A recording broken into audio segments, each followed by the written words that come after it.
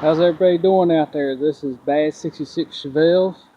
Hope everybody out there is doing good, and appreciate y'all for subscribing and liking and all the comments. I really appreciate that. I go through and read them a lot. But this evening now, I've been working on this rear end right here and getting ready to fill it up with gear oil. Got a good old 80-90 weight here. So we're going to fill this rear end back up. And after that's done, we'll get our dry shaft back in. And we're going to start going on and doing the brakes now. I went ahead and put all the brakes back together for now, so I can see if the parking brake and all that's working right, which I'm going to have to, this side is fine, but the other side over there is freezing up a little bit, so I might have to replace this cable on the other side. But I got both axles in, and got my hunking back in it. Everything's all bolted back up. The only thing left is get the dry shaft in it. So we're moving along. I was looking at these drums. These drums really don't look that bad.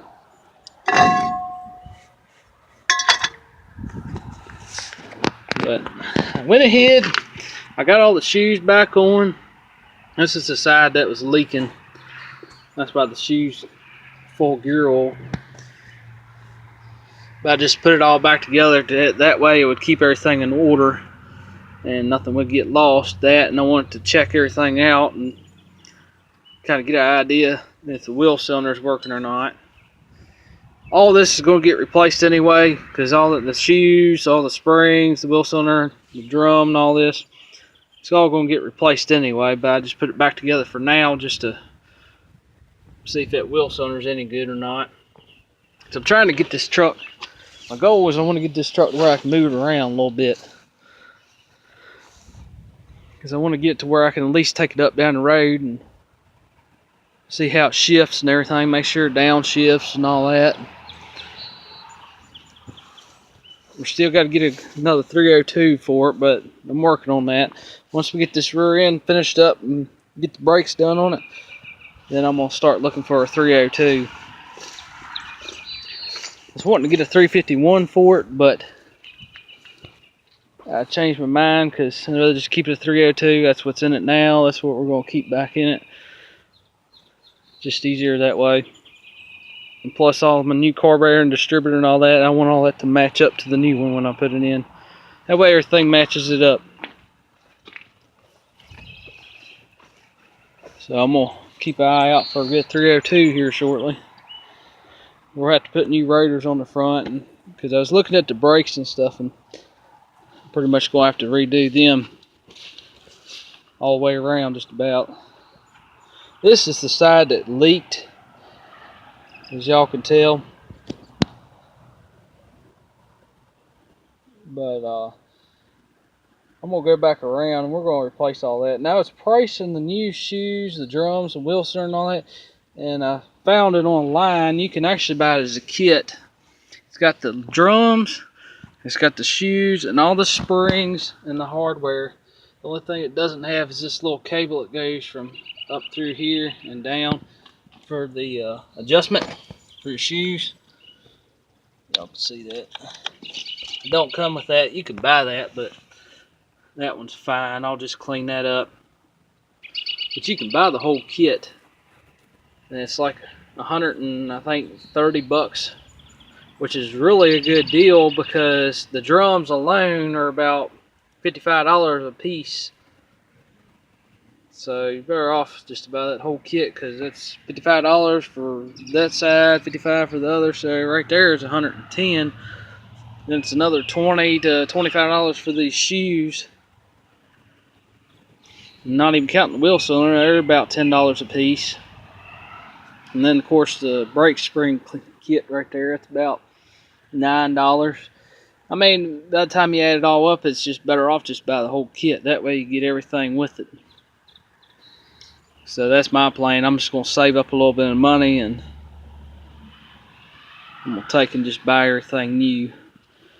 But I'm hoping I can just clean it up real good enough to at least get this parking brake fixed a little bit and get it where I can move it around a little bit. Because I'm really curious to see how this C4 shifts. Now, the one time I did drive this truck around through here, it did shift. So, I think it's fine. But I still want to take it down the road. I want to see how it shifts and stuff. Plus, I want to check the dry shaft out, make sure it's no vibrations or anything like that. And check this rear end out. I just about went completely through this rear end on this truck. This rear end was a nightmare, I tell you what. I don't know what it is about these axles, but these axles right here are a pain to find. Couldn't find them anywhere. They don't. Nobody says anything about them. They don't reproduce them. They don't. You can't get Autos there to get them. You can't get them from O'Reilly's or Vance or anywhere like that. Nobody has them. Nobody. They're about impossible to find, and they're a 28 spline, but they take this big bearing.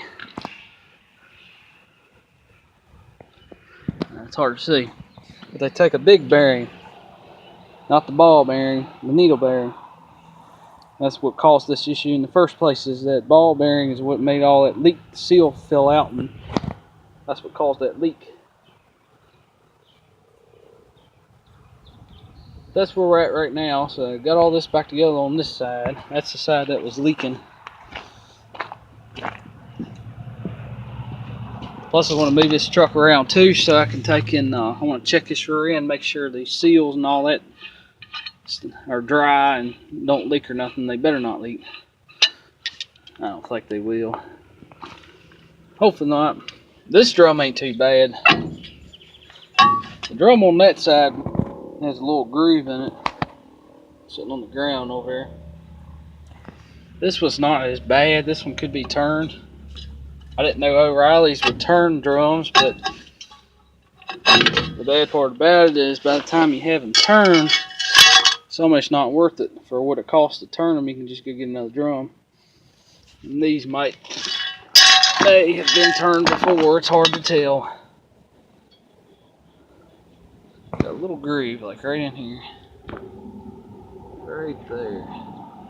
The rest of it's fine. It's just right all the way around. That's where the end of the shoe, a little groove in it, but the rest of it's alright. Still pretty thick. And somewhere on this drum, it should say the maximum diameter.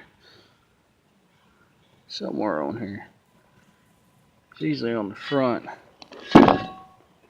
There it is. Sometimes they put them through here. This one is right through here. Can't hardly read it. Maximum diameter 11.13. Can't hardly read that. 11.13.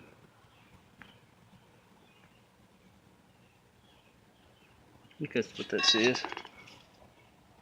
Hard to read.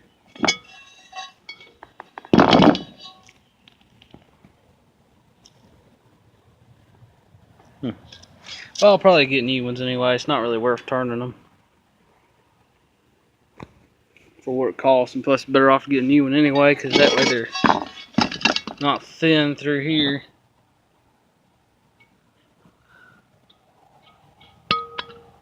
But this is the side, I got it all back together. This is the side the parking cable up in here was sticking, and when I went to put everything back together, the shoe was half pulling back, and I couldn't figure out what was going on until I finally got down in here and pulled this cable where the parking cable comes on through, or backing plate here. Had to spray that thing down and pull it back so my shoe would line up right, because it's pulling my shoe half back. So I had to order that. They're not that expensive. I've already looked at that. I think they're like 15-20 bucks for that one cable. So that's not too bad. Oh, probably end up buying all of them, just buy the whole kit. but that's something that stuff can wait later on down the road. The shoes ain't worn really that bad. They're not worn funny or grooved or nothing. They're worn pretty even.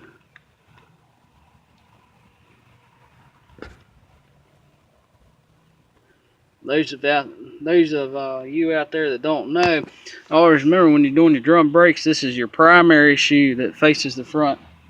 There's the front of the truck there. This is your primary shoe, which has less material on it. And then your secondary shoe is right here. Got more material on it. So always remember that. You put the short shoe on the front, a long shoe on the back.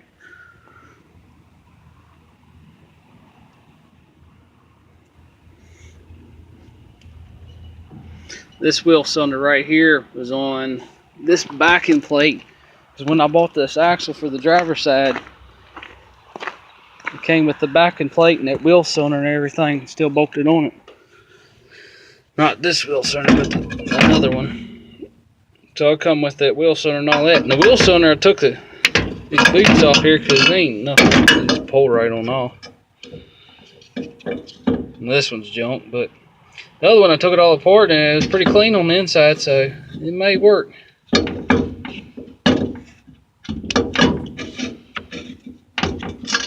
I'll have to try it. And it's a shame they cut this parking cable on this one because this one's free. Because on the other backing plate it was sticking up through here. Because I got it underneath, you could pull on it and it was moved back in here, but it was stuck up in between this little piece through here that goes into the backing plate up to this rubber piece that's stuck in between there. This one's got groove too. See all the grooves in it. Groove there. That's where all the shoe contacts. It's 6 points. 1, 2, 3, and 4, 5, and 6. That was pretty grooved, pretty bad. I had it go through on both them backing plates on the driver's side and the passenger side. This one's just going to be a spare, but I had to go through there and clean this whole backing plate up really good. And I had to go through and all these deep grooves like it. I ground it clean. Then I'd go in here where this groove is and I'd weld it all back up. And then I'd grind it back down flush. And I'd had to keep doing that about, probably 3 or 4 times. I'd weld it up all the way down. Then I'd grind it flush again. Then I'd take my shoes and sit them on it to make sure they're flat like they're supposed to. So I had to weld them all back up so they'd be smooth. Because what happens is them shoes, when you hit the braking pedal there, when they open up, they catch on them grooves right there sometimes. And they won't come back completely closed. So I went through and welded them all up. These backing plates ain't cheap. So I went through and welded them all back up and ground them flush. And then took my new shoes and laid them on top there. And make sure everything sits straight and true like it's supposed to, and bolted them all back up.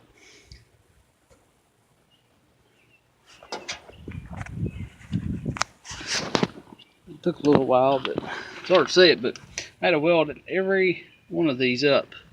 One of them was completely through. If you go back to my videos there, one of them was completely worn through. I think it was this side actually. Trying to feel here where, no, it might have been the other side.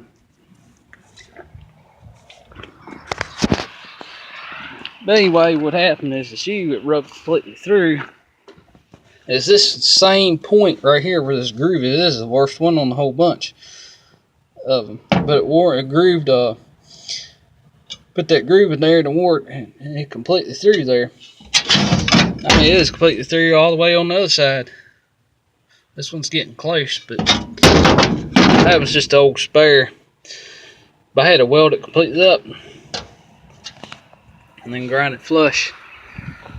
Now, I was reading online, a lot of people do that because you can do that. It doesn't hurt nothing. You just got to make sure when you weld them up and grind them down to take your old shoes and set them on there like you're going to put it back together to make sure they sit flat.